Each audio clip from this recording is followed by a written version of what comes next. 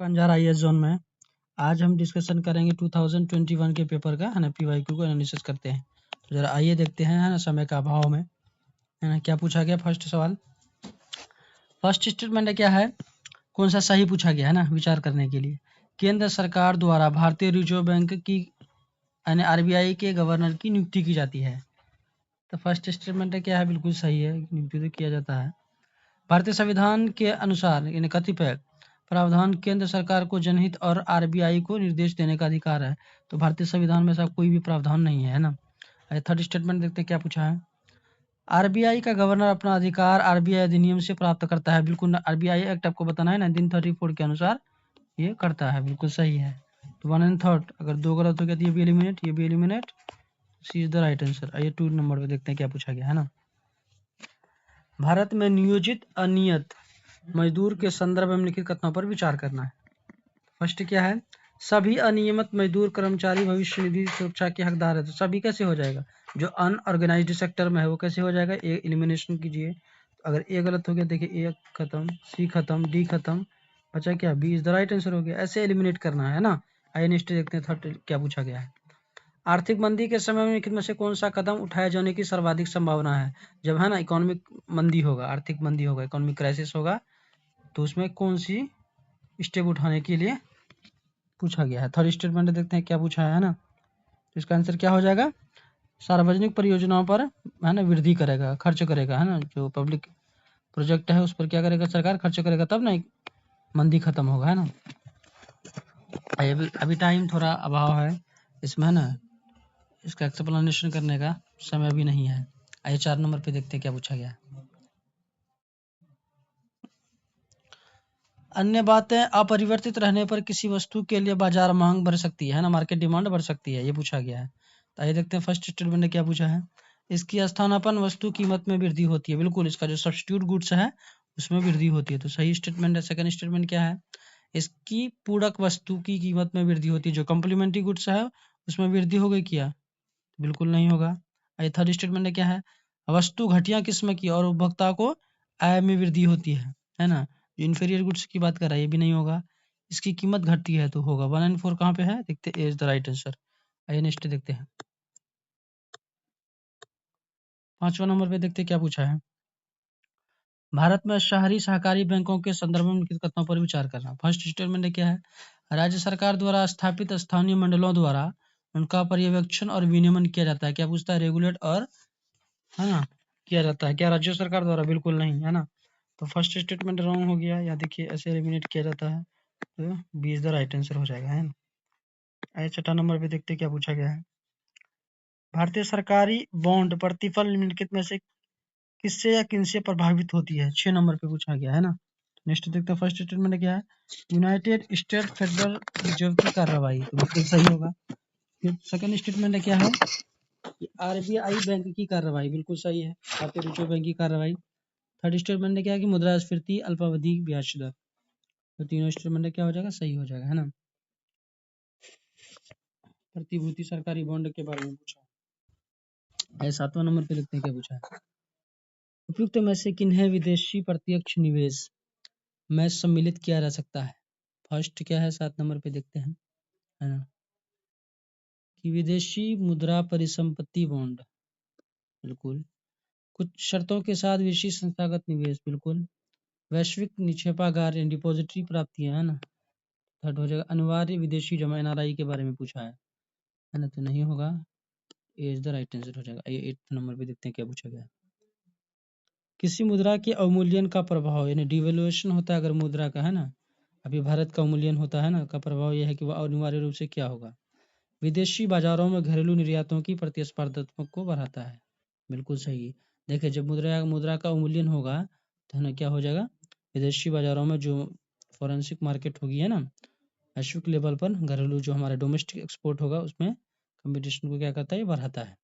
ये क्या हो जाएगा, राइट हो जाएगा। आइए नेक्स्ट देखते हैं। 9 नंबर पे क्या पूछा गया है ना, भारत में काले धन के सृजन के निम्नलिखित प्रभाव कौन भारत सरकार की चिंता का प्रमुख कारण है। तो क्या हो जाएगा, कर अपवंचन के कारण राजकोष में राजकोष की हानि है ना, जो कर की चोरी होगी तो उसमें है ना सृजन के बारे में बताया है। 10 नंबर पे देखते हैं क्या पूछा है ना, निम्नलिखित में से कौन सा अपने प्रभाव में सर्वाधिक मुद्रास्फीति कारक हो सकता है, इन्फ्लेशनरी हो सकता है, पूछा है। सर्वाधिक बताना है तो क्या होगा, बजट घाटे के वित्तीय के लिए जब नई मुद्रा का हम सृजन करते हैं ना, जो नई करेंसी जब हम छापते हैं तो सबसे ज्यादा बजट घाटे का समय होगा, है ना। तो D is the right answer हो जाएगा इस स्टेटमेंट के अनुसार। 11 नंबर पे देखते हैं क्या पूछा गया है। निम्नलिखित में से किससे अर्थव्यवस्था में मुद्रा गुणक में वृद्धि होती है, मनी मल्टीप्लायर में वृद्धि होती है, ये पूछा गया। तो किसमें होती है आपको बताना है, लोगों की बैंकिंग आदतों में अगर वृद्धि होगी तो गुणक में क्या होगा, वृद्धि होगा, मनी मल्टीप्लायर में। आइए 12 नंबर पे देखते हैं क्या पूछा गया है। भारतीय अर्थव्यवस्था के संदर्भ में मांग प्रेरित यानी डिमांड पूल इन्फ्लेशन की बात कर रहा है, उसमें वृद्धि निम्नलिखित में से किन कारणों से होती है। तो फर्स्ट स्टेटमेंट क्या है, देखिए, विस्तारकारी नीति, है ना, एक्सपेंशन पॉलिसी, बिल्कुल सही होगा। उसके बाद क्या, राजकोषीय प्रोत्साहन, है ना, फिस्कल प्रमोट, बिल्कुल। थर्ड स्टेटमेंट क्या दिया है कि मुद्रास्फीति सूचकांक मजदूरी इन्फ्लेशन इंडेक्स वेजेस, बिल्कुल नहीं होगा। क्या किसका काम है, लेबर ऑर्गेनाइजेशन का काम है ना। चौथा नंबर पे क्या पूछा है, उच्च क्रय शक्ति, बिल्कुल हाई परचेसिंग पावर होगा। तो 1 2 4 ए इज द राइट आंसर। आइए नेक्स्ट देखते हैं। 13 नंबर पे क्या पूछा गया है ना, भारत के संदर्भ में निम्नलिखित कथनों पर विचार कीजिए। खुदरा निवेशक डीमैट खातों के माध्यम से प्राथमिक बाजार में राजकोष बिल यानी ट्रेजरी बिल और भारत सरकार के ऋण बॉन्डों में निवेश कर सकते हैं, बिल्कुल सही है। सेकंड स्टेटमेंट क्या है ना, देखते हैं। बातचीत से तय लेन देन प्रणाली ऑर्डर मिलान, है ना, negotiate dealing system order matching भारतीय रिजर्व बैंक का सरकारी प्रतिभूति है, तो बिल्कुल सही है। और देखिए यहाँ पूछा क्या, सेंट्रल डिपॉजिटरी सर्विसेज लिमिटेड का भारतीय रिजर्व बैंक द्वारा मुंबई स्टॉक एक्सचेंज द्वारा संयुक्त रूप से प्रवर्तन किया जाता है, सेबी के द्वारा किया जाता है ना। ये स्टेटमेंट क्या हो जाएगा, गलत हो जाएगा। 3 जहाँ पर है तो ये गलत हो गया, तो बचा क्या, 1 और 2, P is the right answer. I 14 number पे देखते हैं क्या पूछा ना, 14 नंबर पे, है ना, वाटर क्रेडिट खतों पर विचार करना है, सही पूछा है ना। फर्स्ट स्टेटमेंट क्या है, कितने नंबर का है, 14 नंबर का, है ना। यह जल एवं स्वच्छता क्षेत्र में कार्य के लिए माइक्रो फाइनेंस टूल्स को लागू करता है, बिल्कुल सही है। एक वैश्विक पहल है, बिल्कुल वैश्विक पहल है, ये नहीं भारत सरकार का पहल है। इसका उद्देश्य निर्धन व्यक्तियों की सहायता, ये भी सही स्टेटमेंट है। 1 and 3 is the right answer. आइए नेक्स्ट देखते हैं 15 नंबर पे क्या पूछा गया है ना। भारत में अंतिम उधारदाता, है ना, land lender of last resort के रूप में केंद्रीय बैंक के कार्य में समानता निम्नलिखित में से किसको सम्मिलित करता है, ये पूछा है। तो किसको सम्मिलित करता है, अस्थायी संकट के समय बैंकों की चलन निधि उपलब्ध कराना, ये इज द राइट आंसर हो जाएगा। आइए 16 नंबर पे देखते हैं क्या पूछा है। निम्नलिखित में से किसके अंगीकरण को प्रोत्साहित करने के लिए R2 व्यवहार संहिता साधन उपलब्ध कराती है, 16 नंबर पे। आंसर क्या हो जाएगा इसका, इलेक्ट्रॉनिक पुनःचक्रण उद्योग में पर्यावरणीय दृष्टि में विश्वसनीय व्यवहार से, इज द राइट आंसर। आइए नेक्स्ट देखते हैं क्या पूछा गया 17 नंबर पे।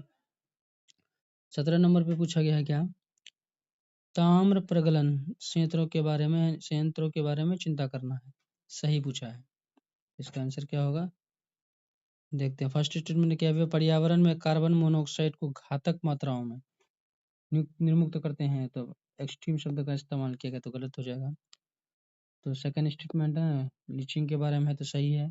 सल्फर डाइऑक्साइड के बारे में भी तो सही है। 2 and 3 B is the right answer. 18 number पे देखते हैं क्या पूछा गया है ना, मिट्टी तेल, है ना, मिट्टी तेल पूछा है, भट्टी का तेल पूछा है, भट्टी तेल के संदर्भ में निम्नलिखित कथनों पर विचार कीजिए। ये तेल परिष्करणीय यानी रिफाइनरी का एक उत्पाद है ना, बिल्कुल क्या हो जाएगा, सही हो जाएगा। आइए सेकंड स्टेटमेंट क्या है, कुछ उद्योग इसका उपयोग ऊर्जा पावर उत्पादन में करता है, ऊर्जा उत्पादन में तो अभी तक यूज नहीं होता है ना। कुछ उद्योग के बारे में पूछा है, उसके उपयोग से पर्यावरण में गंधक का उत्सर्जन होता है, बिल्कुल सल्फर का होता है। 1 and 3 C is the right answer हो जाएगा ना। 19 नंबर पे देखते हैं क्या पूछा है, ब्लू कार्बन, है ना, के बारे में पूछा। 19 नंबर में क्या है, महासागरों और तटीय पारिस्थितिकी तंत्रों द्वारा प्रगति कार्बन है, बिल्कुल सही है। ओशंस और हमारे जो कोस्टल एरिया में जो इकोलॉजिकल सिस्टम है उसके बारे में बताना है ना, उसे ब्लू कार्बन संबंधित है, ओरिएंटेड है। इस नंबर में क्या पूछा है देखते हैं। प्रकृति में निम्नलिखित में से किस जीव का या किन जीवों का मृदा विहीन सतह पर जीवित पाए जाने की सर्वाधिक संभावना है, तो बिल्कुल लाइकेन का होगा और मॉस का होगा, है ना। तो क्या होगा 2 and 3, C is the right answer. आइए नेक्स्ट देखते हैं। 21 नंबर पे देखते हैं क्या पूछा गया है। निम्नलिखित में से किसका उपयोग प्राकृतिक मच्छर प्रतिकर्षी तैयार करने में किया जाता है ना। लेमन पास में किया जाता है, सी इज द राइट आंसर हो जाएगा। 22 पे देखते हैं क्या है। जीवों में निम्नलिखित प्रकार के विचार कीजिए, है ना। 22 के बारे में पूछा है। तो साइनोबैक्टीरिया और डाइटम, ये दोनों इसका आंसर होगा। क्या होगा 2 और 3, B is the right answer. I 23 पे देखते हैं। ये इन्वायरमेंट एंड इकोलॉजी का सवाल है ना, इसीलिए इसको। आई देखते 23 पे क्या पूछा गया है ना। 23 पे पूछा गया है कि जाहक और मारमाट और पेंगोलिन परभक्षियों के बारे में। तो इसमें से कौन सा गलत है, 2 ही गलत है। 1 and 3, this is the right answer. I 24 पे देखते हैं क्या पूछा गया है। 24 की अगर हम बात करें तो वनों पर न्यूयॉर्क घोषणा के बारे में पूछा। न्यूयॉर्क डिक्लेरेशन ऑन फॉरेस्ट के संदर्भ में बताना है। तो कौन सा कथन सही है ना। तो इसमें फर्स्ट स्टेटमेंट पढ़ते क्या 2014 में संयुक्त राष्ट्र जलवायु शिखर सम्मेलन में पहली बार इसका समर्थन किया गया था, बिल्कुल सही है। सेकंड क्या है, इसमें वन के ह्रास को रोकने के लिए एक वैश्विक समय रेखा का समर्थन किया गया है, तो भी सही है ना। और इसमें क्या है, ये सरकारी बड़ी कंपनी और देशी समुदाय द्वारा समर्थित है। तो 1 2 4 कहाँ पे है, इज द राइट आंसर। 25 पे देखते हैं क्या पूछा है। 25 पूछा तंत्रिका अपह्रास समस्याओं के बारे में पूछा है 25 में, है ना। आंसर क्या हो जाएगा 1 2 और 4 हो जाएगा इसका, है ना। मोटर गाड़ी होगा, मोटर गाड़ी के इंजन होंगे और बिजली संयंत्र हो जाएगा। 1 2 4 कहाँ पे है, B is the right answer. 26 पे देखते हैं क्या पूछा गया है ना। 26 नंबर पे ये किसका सवाल है, ये इन्वायरमेंट एंड इकोलॉजी का सवाल है। फिल्टर फीडर कौन है, ये पूछा गया है। कौन है फिल्टर फीडर, शिप ऑयस्टर है, बिल्कुल सी इज द राइट आंसर। आइए 27 पे देखते हैं क्या पूछा गया। यानी जैव रासायनिक चक्र है, जियो बायोकेमिकल के बारे में पूछा। बायोकेमिकल साइकिल्स में किसमें चट्टानों के अपेक्षय चक्र में प्रवेश करने वाले पोषक तत्व निर्मुक्त होने के मुख्य स्रोत है। तो बिल्कुल फास्फोरस चक्र में होता है। 28 पे देखते हैं क्या पूछा है। 28 पे पूछा है क्या, केचुआ, है ना, मिलीपाट और वुडलाइस। तो 1 2 और 5, 1 3 और 5 हो जाएगा, सी इज द राइट आंसर हो जाएगा, है ना। नेक्स्ट देखते हैं क्या पूछा गया 29 पे। 29 पे अगर हम देखें तो पूछा गया है क्या, यूएनईपी द्वारा समर्थित कॉमन कार्बन मैट्रिक किसके लिए, है ना, विकसित किया गया है। तो क्या है, संपूर्ण विश्व के निर्माण कार्यों के कार्बन पदचिह्न का आकलन करने के लिए। तो इज द राइट आंसर हो जाएगा इसका, है ना। 30 नंबर पे देखते हैं क्या पूछा है। 30 नंबर पे नाइजीरिया कवक, है ना, और प्रोटोजोआ, फंजाई और प्रोटोजोआ नाइजीरिया के बारे में पूछा है। ऐसी जातियां हैं जो जीवों के साथ सहजीवी संबंध बना सकती है। इसका आंसर क्या हो जाएगा, D is the right answer, तीनों सही होगा, है ना। फिर उसके बाद है 31, है ना। 31 पे देखते हैं क्या पूछा गया है।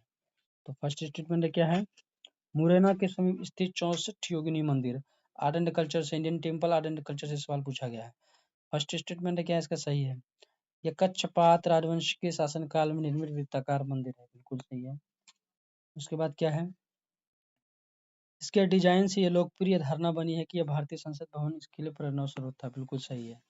और 1 and 4 is the right answer हो गया। 32 पे देखते हैं, निम्नलिखित में से कौन सा प्राचीन नगर अपनी उन्नत जल संचयन और प्रबंधन प्रणाली के लिए सुप्रसिद्ध है। जो बांधों की श्रृंखला का निर्माण किया गया था और ये जलाशयों में नहर के माध्यम से जल प्रवाहित किया जाता था।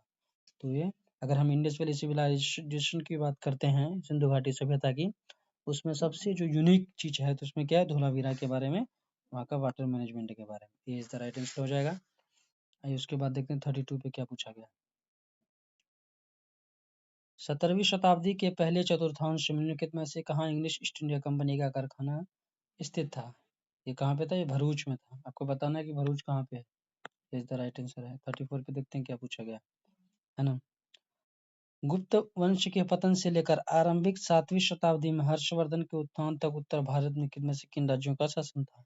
मगध के गुप्त का बिल्कुल था, मालवार के परमार का भी था, थानेश्वर के पुष्यभूति का भी था, कन्नौज के मोखरी का भी था, लेकिन देवगिरी के यादव की अगर हम बात करें तो 11वीं और 12वीं शताब्दी के समय का है ना। वल्लभी के मैत्रक का होगा। तो 5 को अगर एलिमिनेट कीजिए तो 1, 3, 4 और 6 इसका आंसर हो जाएगा, है ना। तो बिल्कुल सही है। और मालवा के परमार का भी समय नहीं होगा। 2 और 5 इसमें गलत है। आइए नेक्स्ट देखते हैं। 35 में क्या पूछा गया है ना, 35 नंबर पे। पुर्तगाली लेखक है ना नुनीज के अनुसार विजयनगर साम्राज्य में महिलाएं किनमें से किन क्षेत्रों में निपुण थी, है ना। कुश्ती में, ज्योतिष शास्त्र में, एस्ट्रोलॉजी में, लेखाकरण में, भविष्यवाणी में। तो चारों में बिल्कुल है ना निपुण थी, संपन्न थी। 36 पे देखते हैं क्या पूछा गया है ना, 36 नंबर पे। आंध्र प्रदेश के मदनपल्ली के संदर्भ में कितने कथनों में से कौन सा कथन सही है ना। 36 क्या होगा, रविंद्रनाथ टैगोर ने यहाँ राष्ट्रगान का बांग्ला से अंग्रेजी में अनुवाद किया था। Is the right answer. 37 पे देखते हैं क्या पूछा गया है। एक तरफ ऐतिहासिक स्थान, एक तरफ ख्याति का कारण पूछा है। बुर्ज शेलकृत देव मंदिर है। आपको बताना है कि बुर्ज कहाँ है। तो बुर्ज कहाँ पे है, जम्मू एंड कश्मीर में है। इसके लिए प्रसिद्ध आपको ये बताना है, ये गलत हो जाएगा। चंद्र केतु गढ़ है ना, टेराकोटा कला है ना। आपको बताना है कि टेराकोटा बिल्कुल ये सही है ना। और यह है किस राज्य में, ये कहाँ पे हो जाएगा आपको, वेस्ट बंगाल में हो जाएगा। गानेश्वर पूछा है ना, गणेश्वर ताम्र कलाकृतियां, बिल्कुल सही है। 2 and 3 D is the right answer. आइए 38 पे देखते हैं क्या पूछा गया। 38 नंबर पे है ना। इल्तुतमिश के शासनकाल में चंगेज खान भगोड़े ख्वारिज्म युवराज की खोज में सिंध नदी तक पहुंचा था। बिल्कुल फर्स्ट स्टेटमेंट है क्या, सही है। तो ए इज द राइट आंसर, सही पूछा है। नेक्स्ट देखते हैं। 39 पे देखते हैं क्या पूछा गया। 39 पे है ना, 39 नंबर पे। संत फ्रांसिस जेवियर जेसुइट संघ ऑर्डर के संस्थापक सदस्यों में से थे। बिल्कुल सही है। मृत्यु गोवा में हुई थी। बिल्कुल, ये तो सेकंड स्टेटमेंट क्या गलत है। गोवा में प्रतिवर्ष संत फ्रांसिस जेवियर के भोज के अनुष्ठान किया जाता है। 1 एंड 3 सीधा राइट आंसर है। 40 नंबर पे देखते हैं क्या पूछा गया। प्राचीन भारत के इतिहास के संदर्भ में निम्नलिखित कथनों पर विचार करना है ना। इसका स्टेटमेंट है, देखिए पूछा है कौन सा कथन सही है।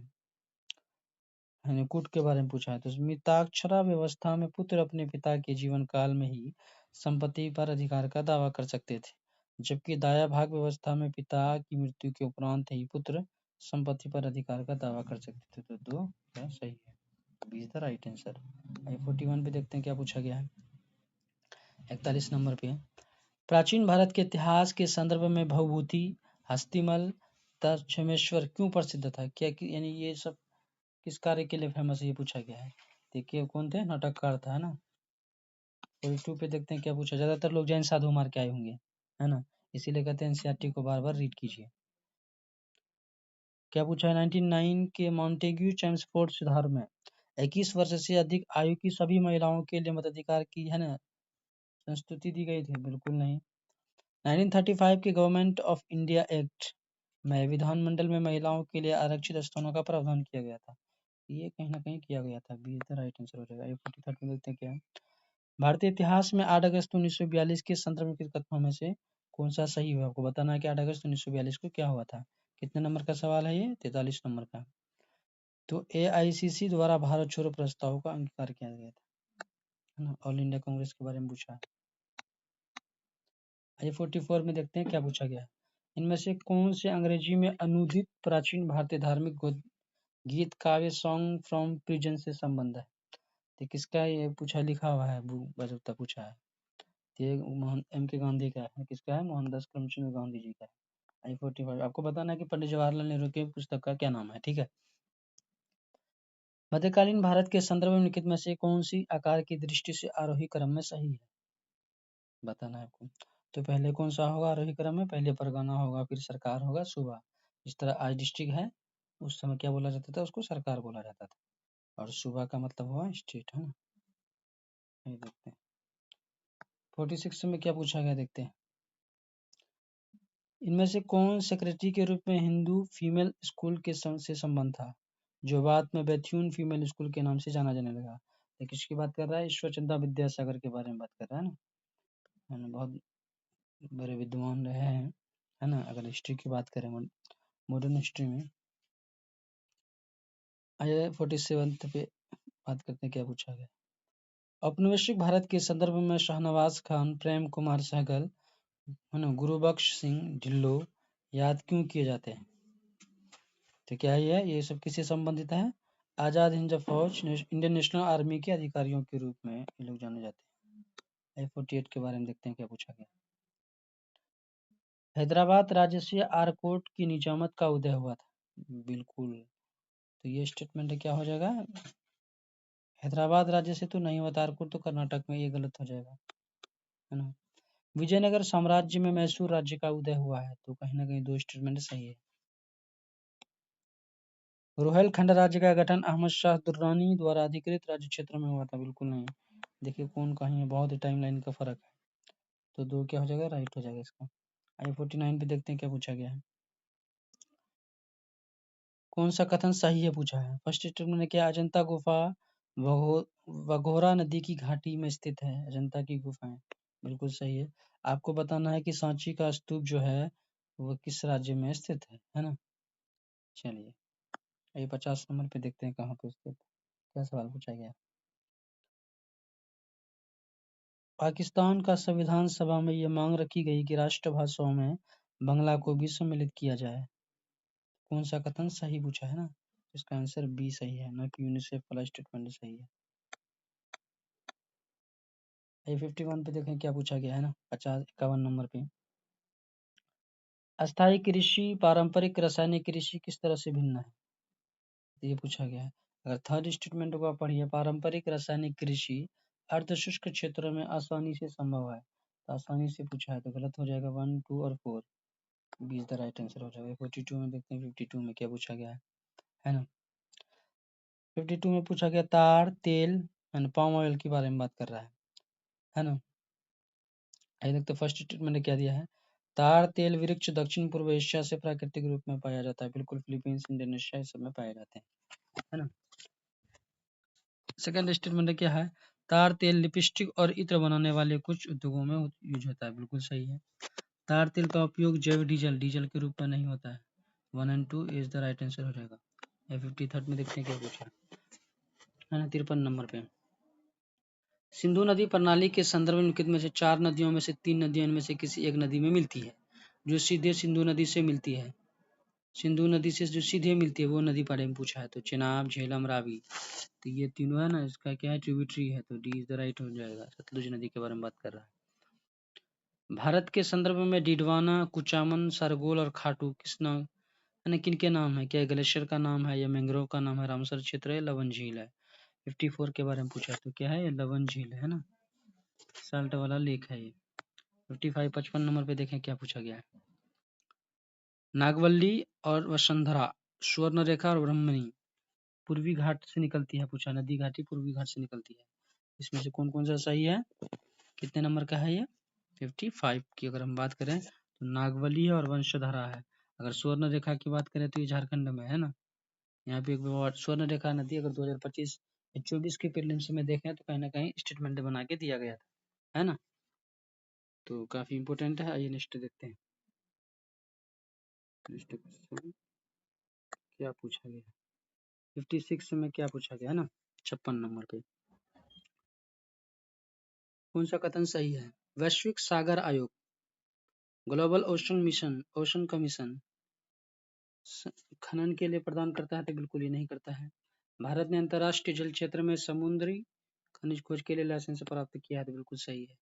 दुर्लभ मृदा खनिज ने रेयर अर्थ मिनरल के बारे में कर रहा है, अंतर्राष्ट्रीय जल क्षेत्र में समुद्र तल पर उपलब्ध है, तो बिल्कुल है, B is the right answer हो जाएगा। PC1 पे देखें क्या पूछा गया है। निम्नलिखित में से कौन सी फसल न्यूनतम जल दक्ष है, लीस्ट वाटर एफिशिएंट फसल है? न्यूनतम जल दक्ष वाला पूछा है, तो ये गन्ना की बात कर रहा है ना, इस बार भी पूछा गया। देखिए ये बहुत इंपॉर्टेंट फसल है ना। 58 के बारे में देखते हैं क्या पूछा गया, 58 नंबर पे, उष्णकटिबंधीय क्षेत्र में ट्रॉपिकल एरियाज में व्यापारिक पवन के प्रभाव के कारण पूर्वी खंडों की तुलना में महासागरों के पश्चिमी खंड अधिक उष्ण होते हैं, तो बिल्कुल सही बात है ना। इसीलिए तो बोलता है कि पश्चिमी क्षेत्रों में ज्यादा डेजर्ट होते हैं। शीतोष्ण क्षेत्र में पश्चिमी पवन पश्चिमी खंडों की तुलना में महासागरों पूर्वी खंडों में अधिक उष्ण बनाता है, तो 1 and 2 is the right answer है। आइए 59 पे देखते हैं क्या पूछा गया है ना 59 नंबर पे, है ना। अगर 59 नंबर की अगर हम बात करें 59 के बाद क्या रहेगा,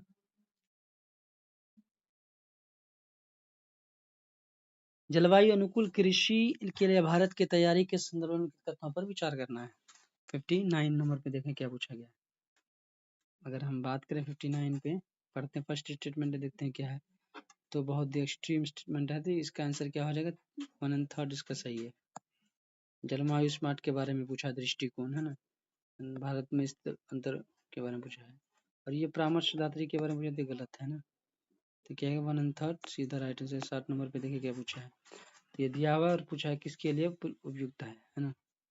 कितना नंबर 60 और 61 के बारे में पूछा है।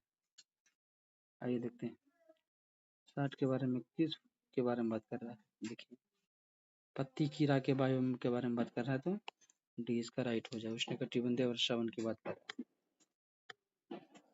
आई 61 पे देखते हैं क्या है ना। सवाना क्षेत्रों के बारे में पारिस्थितिकी संयोजन की बात करता है। इसका एक गलत है, 2, 3, 4 इसका राइट है, सीधा राइट आंसर है ना। आई 62 पे देखें 62 नंबर पे क्या पूछा गया है ना।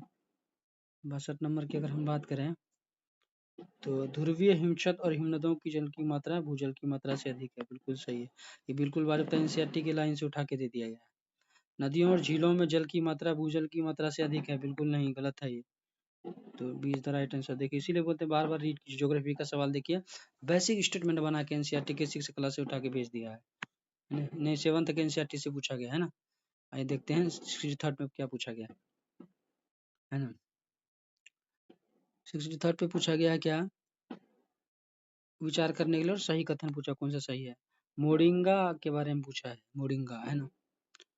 इमली के बीज का उपयोग जैव ईंधन के उपयोग में किया जा सकता है, बिल्कुल। भारत में इमली बिल्कुल निर्यात किया जाता है। अधिकांश इमली लघु वन उत्पाद के रूप में संग्रहित है। दक्षिण एशिया का स्थानिक वृक्ष है, बिल्कुल नहीं। मोरिंगा फलदारी सदापर्णी वृक्ष है, तो ये भी गलत है। 3, 4, 5 कहाँ पे है, B is the right answer. आइए 64 नंबर पे देखते हैं क्या पूछा गया है ना। क्या हो जाएगा इसका आंसर, ज्वालामुखी चट्टान की बात कर रहा है। काली कपास मृदा की रचना किस अपक्षय से हुई है, तो ज्वालामुखी चट्टान से हुई है ना। आइए 65 नंबर पे देखते हैं क्या पूछा गया है ना। ये साइंस एंड टेक का सवाल है ना। वैक्सीन के बारे में बात कर रहा है, इंजीनियरिंग का प्रयोग किया जाता है, बिल्कुल। मैंने वायरस और बैक्टीरिया के बारे में पूछ रहा है, तो बिल्कुल ये भी सही है, is the right answer. 66 number पे देखते हैं क्या पूछा गया है। 66 की अगर हम बात करें तो दोनों ये भी सही है ना, इन्वायरमेंट एंड ये भी साइंस का है। जेनेटिक जीन से पूछा गया, जेनेटिक्स से पूछा गया है, तो सी इज द राइट आंसर है इसका, है ना। 67 पे देखें बालघाट के बारे में पूछा है। 67 का क्या है, आनुवांशिक रूप से रूपांतरित फसलों पादपों का एक विकास है। बालघाट सेकंड की टेक्नोलॉजी के बारे में पूछा है, तो साइंस टेक का ही सवाल है। 68 नंबर पे देखें क्या पूछा गया है। क्या पूछा है कि किसी प्रेशर कुकर में जिस तापमान पर खाद्य पकाए जाते हैं वो मुख्यतः निम्नलिखित में से किन पर निर्भर करता है। देखिए खाद्य तापमान मतलब कॉमन सेंस वाले सवाल पूछे जाते हैं, है ना। ऐसा नहीं कि ये फिजिक्स का सवाल है, साइंस टेक में जुटेगा ये, है ना। तो आइए देखते हैं कितने नंबर का है, 68 का है ना, 68 नंबर का ये सवाल है। तो फर्स्ट स्टेटमेंट क्या है इसमें कि ढक्कन में स्थित छिद्र का क्षेत्रफल, बिल्कुल ये सही है। देखिए दोस्तों थोड़ा मिस्टेक हो गया है। सेकंड में ज्वाला का तापमान, जो यानी जलने वाला जो वस्तु उसका टेम्परेचर के बारे में, कंबशन की बात कर रहा है, टेम्परेचर। ढक्कन का भार और फर्स्ट और थर्ड इसका सही होगा, है ना, सी इज द राइट आंसर। आज देखिए क्या पूछा है, कृत्रिम संश्लेषित माध्यम संवर्धित किया जा सकता है, जीवाणु में, कवक में, विषाणु में, है ना। तो वायरस में नहीं होता है, याद रखना, है ना। आर्टिफिशियल रूप में अगर संश्लेषित करेंगे सिंथेसिस के माध्यम से वैल्यू एडिशन किया जा सकता है, तो वायरस में नहीं किया जा सकता है। बैक्टीरिया में किया जा सकता है, फंजाई में किया जा सकता है। तो क्या हो जाएगा 1 and 2 is the right answer हो जाएगा। ऐसा ही 70 नंबर पे देखते हैं क्या पूछा है। 70 नंबर पे क्या पूछा है, ये देखिए यहाँ पे बात कर रहा है डीएनए, तो यहाँ पे क्या हो जाएगा आरएनए हो जाएगा, है ना, तो गलत हो गया। तो सेकंड स्टेटमेंट क्या है, सही है इसका, रेट्रोवायरस की बात कर रहा होता है, B is the right answer. आइए 71 पे देखते हैं क्या पूछा है। जल की किसी अन्य ध्रुव की अपेक्षा अधिक पदार्थों को घोल सकता है क्योंकि 71 पे पूछा गया। देखिए कितना बेसिक सवाल। इसकी प्रकृति द्विध्रुवीय है, डायपोल है, बिल्कुल सही है। 72 पे देखते हैं क्या पूछा गया है। सोडियम बत्तियां प्रकाश को 360 डिग्री में उत्पन्न करता है, बिल्कुल सही है, क्योंकि बत्तियां ऐसा नहीं होती है। तो फर्स्ट स्टेटमेंट सही है। सेकंड क्या पूछा है, एलईडी के बारे में, अब बत्ती की अवधि अधिक होती है, बिल्कुल नहीं, तो गलत हो जाएगा। थर्ड स्टेटमेंट क्या है, सही है। सार्थक सुविधाएं प्रदान करती है, तो one and third C is the right answer. 73 पे देखें, ACE2 पद किसके संदर्भ में उल्लेख किया गया है, 73 में पूछा गया है। तो ये विषाणु जनित है ना, वायरस जनित रोगों का प्रसार करने के बारे में पूछा है। 74 में देखें क्या है ना, तो कि बिसिफेनॉल चिंता का कारण है, प्लास्टिक के उत्पादन का संरचना का मुख्य घटक है। इसका आंसर क्या है, पॉलीकार्बोनेट का बात कर रहा है, B is the right answer हो जाएगा। आइए 75 में देखते हैं क्या पूछा गया है ना। 75 में क्या है, निम्नलिखित में से किसमें ट्राइकोलोन विद्यमान होते हैं, संभावना हानिकारक है माना जाता है, तो D is the right answer है ना। प्रसाधन सामग्री में जो हम यूज करते हैं उसके बारे में बात कर रहे हैं। खगोलीय दूरी प्रकाश वर्ष माप जाने का कारण क्या है पूछा है, तो प्रकाश की गति स्पीड सदैव एक समान होती है, D is the right answer हो जाएगा। आइए नेक्स्ट देखते हैं 77 नंबर पे, 77 नंबर पे क्या पूछा गया है ना।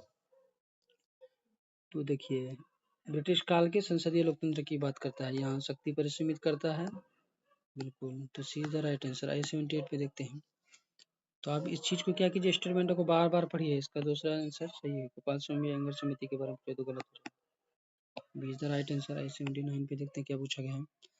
और 79 की अगर हम बात करें तो नॉर्मल सवाल है ना, निश्चित प्राइवेसी का अधिकार, इसके आर्टिकल पूछा है ना, 21 हो जाएगा।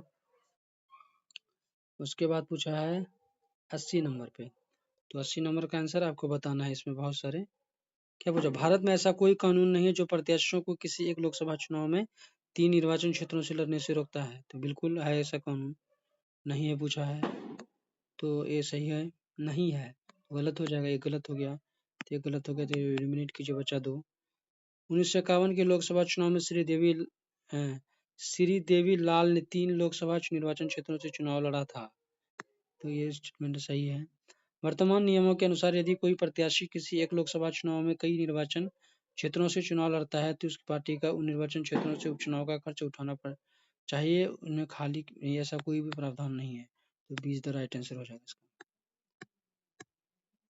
81 के बारे में क्या पूछा है ये देखते हैं।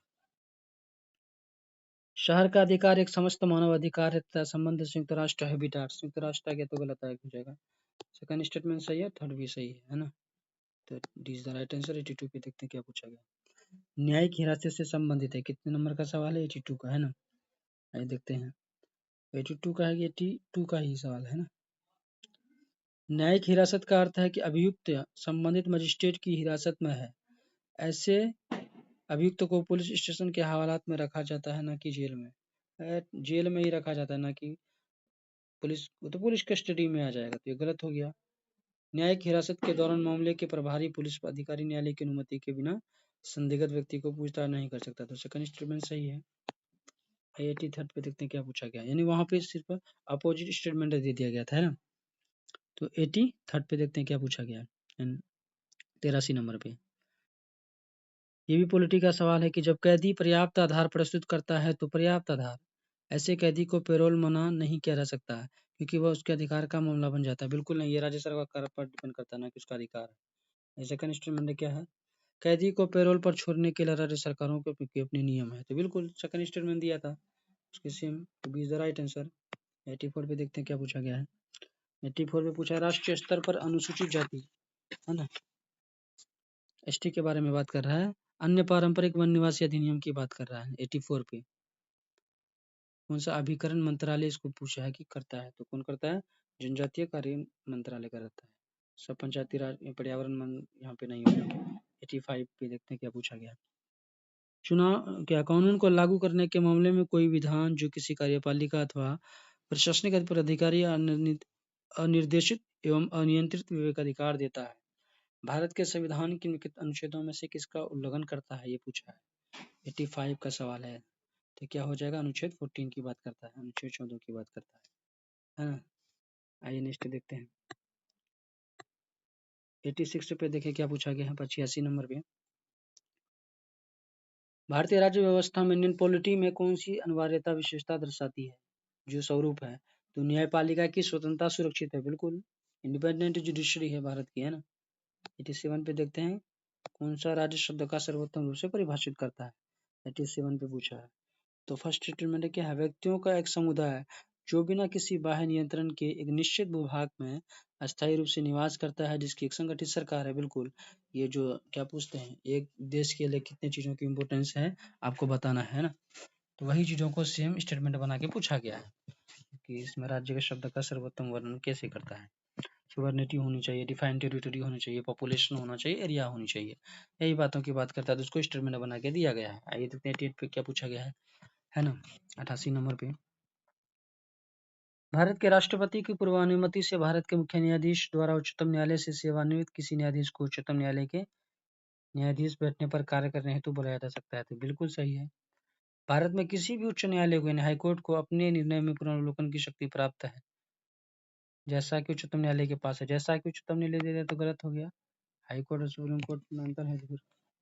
तो क्या हो जाएगा इसका आंसर, कितने नंबर का था, 88 का 1 आंसर राइट हो जाएगा। 89 पे देखते हैं क्या पूछा गया है। 89 पे पूछा गया है क्या, भारत के संदर्भ में किन कथनों पर विचार करना है, कौन सा कथन सही है। तो भारत में केवल एक ही नागरिकता और एक ही अधिवास है। तो ये स्टेटमेंट कहीं ना कहीं सवाल है, सही है, बिल्कुल एक ही अधिवास है। जो व्यक्ति जन्म से नागरिक हो केवल वही राष्ट्राध्यक्ष बन सकता है। तो बिल्कुल ऐसा कोई भी बात नहीं है। अब उसका नाम ले लीजिए, जो फखरुद्दीन अली अहमद थे, वो कैसे थे, नहीं नहीं क्या नाम तो है उसका, नाम मिस्टेक हो रहा है। उसके बाद क्या पूछा है कि जिस विदेशी को एक बार नागरिकता दे दी गई है, किसी भी परिस्थिति में उसे वंचित नहीं किया जा सकता है। बिल्कुल कभी भी वंचित किया जा सकता है, कभी भी नहीं, बल्कि उसमें term and condition ministry of home affairs पर डिपेंड करता है ना। तो आइए 90 नंबर पे देखते हैं क्या पूछा गया है। निम्नलिखित में से कौन सा कारक किसी उदार लोकतंत्र में स्वतंत्रता की सर्वोत्तम सुरक्षा का नियत करता है, 90 नंबर पे पूछा गया। वो शक्तियों का पृथक्करण है ना, पावर का क्या क्या है, डिसेंट्रलाइजेशन के बारे में बात कर रहे हैं। आइए नेक्स्ट देखते हैं 91 पे क्या पूछा गया। हाँ 91 में पूछा क्या, भारत के संविधान के अंतर्गत धन का केंद्रीकरण है ना, जो हमारा धन है उसका सेंट्रलाइजेशन करना किसके अधिकार के बारे में पूछा। तो राज्य के नीति निर्देशक तत्व में ये चीज का चर्चा है। 92 पे देखें क्या पूछा गया है। 92 में पूछा है कि संपत्ति का अधिकार क्या है, तो एक विधिक अधिकार है जो किसी भी व्यक्ति को प्राप्त है। 93 पे क्या, 26 जनवरी 1950 को भारत की वास्तविक संविधान की स्थिति क्या थी, 93 पूछा है। तो क्या हो जाएगा, संपूर्ण प्रभुत्व संपन्न लोकतंत्रात्मक गणराज्य पूछा है। यही स्टेटमेंट को 2013 के पेपर में कैसे पूछा गया, आप जाके एक बार देखिए। 94 पे देखें क्या पूछा, संविधानिक सरकार का आशय क्या है, 94 पे पूछा है ना। तो क्या है, कोई सरकार जो संविधान की सीमाओं से परिबद्ध है। बिल्कुल, जो हमारी जो गवर्नमेंट है, चाहे स्टेट गवर्नमेंट हो या सेंट्रल गवर्नमेंट हो, वो किससे बंधा हुआ है, किसकी सीमाओं के अधीन है, कानून के अंदर है ना। I-95 पे देखें क्या है, भारत में हल्बी और कुई पद किससे संबंधित है, पूछा, ये संबंध किससे संबंधित है। तो ये जनजातीय भाषा चित्रकला से संबंधित है ना। D is the right answer हो जाएगा। आइए 96 पे देखते क्या, भारत रत्न पुरस्कारों के बारे में पूछा गया है ना। भारत रत्न पद्म पुरस्कार और भारत के संविधान के अनुच्छेद 18 क्लॉज 1 के अंतर्गत उपाधियां हैं, बिल्कुल टाइटल है ये। वर्ष 1954 में प्रारंभ किए गए पद्म पुरस्कारों को केवल एक बार निलंबित किया गया था। बिल्कुल 1954 में जब मोरारजी देसाई की सरकार आएगा तो इसको निरस्त कर दिया गया था ना, कोई आता फिर से, लेकिन कांग्रेस की सरकार आई तो इसको चालू कर दिया गया। किसी वर्ष विशेष में भारत रत्न पुरस्कारों की अधिकतम संख्या 5 तक सीमित है, तो ये भी सही है। लेकिन क्या पूछा है, सही नहीं है पूछा है, तो इसमें कहाँ मिस्टेक हो गया, 18 क्लॉज 1 नहीं देना था, क्लॉज 1 देके मिस्टेक किया गया, ये भी गलत है। कि पुरस्कारों को केवल एक बार निलंबित किया गया, तो बल्कि 2 बार किया गया, 1971 में और उसके बाद 78 में 2 बार शायद किया गया इसको, है ना।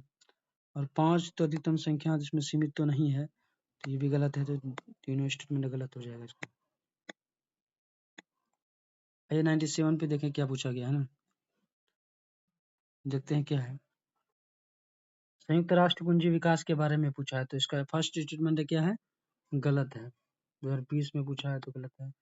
शहरी वनों को बढ़ाने के संपोषित करने के लिए प्रतिबद्धता हैदराबाद 1 वर्ष के लिए मान्यता प्राप्त हेतु चुन किया गया है। उस समय के करंट अफेयर का मामला है तो 2 सही है, ये गलत है तो D is the right answer.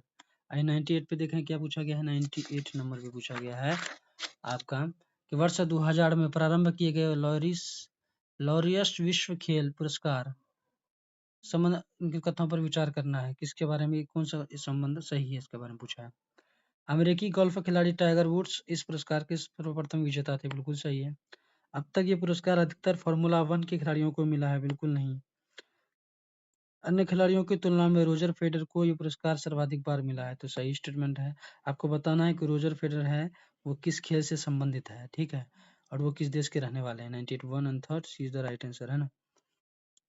99 पे देखें क्या 32वें ग्रीष्मकालीन ओलंपिक के संदर्भ में लिखित कथनों पर विचार करना है ना। 99 पे पूछा गया है, देखते हैं।